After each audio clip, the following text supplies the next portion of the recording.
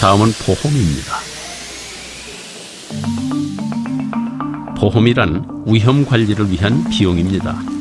이는 저축이나 펀드와 같은 재테크 수단이 결코 아니라는 뜻이죠.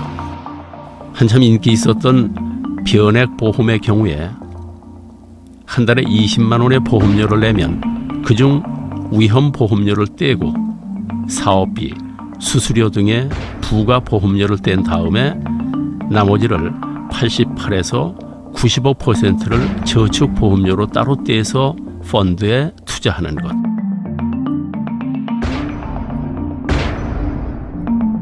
그리고 수익이 나면 그것을 연금 형태로 돌려주는 보험입니다. 근데 지난 4월 K 컨슈머 리포트는 우리나라 변액연금 상품 60개를 비교한 결과 대부분의 상품의 실효 수익률이 지난 10년 동안의 물가 상승률 3.19%에 미치지 못한다, 이렇게 발표했습니다. 그 후에 변액 연금 보험의 가입률이 뚝 떨어졌다는데, 보험을 갖다가 저축이라는 생각을 하시면서 보장성 보험에 가입을 하게 되면 굉장히 금전적으로 손실도 많이 가고 또 내가 원하는 저축의 효과도 별로 없습니다. 한마디로 보험은 펀드 같은 투자 상품이 아니라는 겁니다. 그러니까 차라리 보험금이 낮은 보장성 보험에 가입하고 나머지 돈은 투자로 불리는 것이 더 나은 선택이다, 이렇게 말씀드릴 수 있습니다.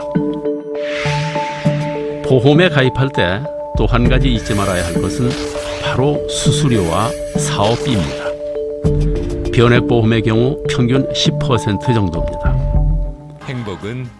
그런데 그중 상당한 비용이 대형 보험 대리점에 집기를 사주는 비용이나 과다한 광고비 등으로 낭비되고 있다고 합니다.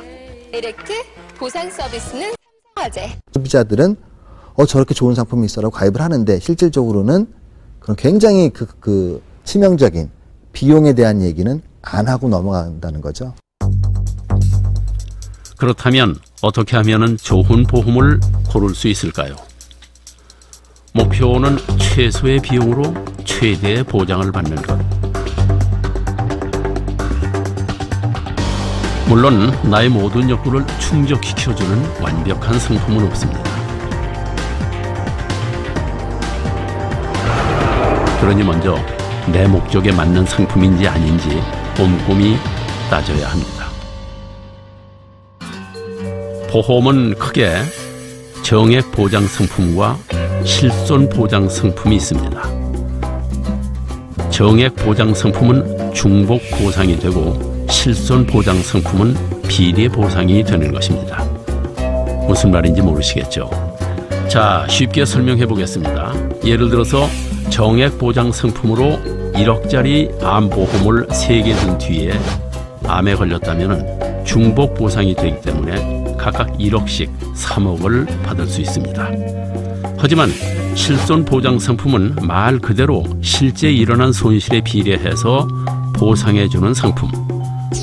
보험을 3개 들어서도 손해액을 나누어서 지급하기 때문에 내가 받을 수 있는 돈은 딱 1억뿐입니다. 자, 그러니까 간단합니다. 생명보험회사에서 들든 손해보험회사에서 들든 아무 상관없습니다. 일단 정액 보장 상품인지 실손 보장 상품인지 확인해 보십시오. 그리고 실손 보장 상품은 중복 보장이 안 되니까 하나만 들면 됩니다.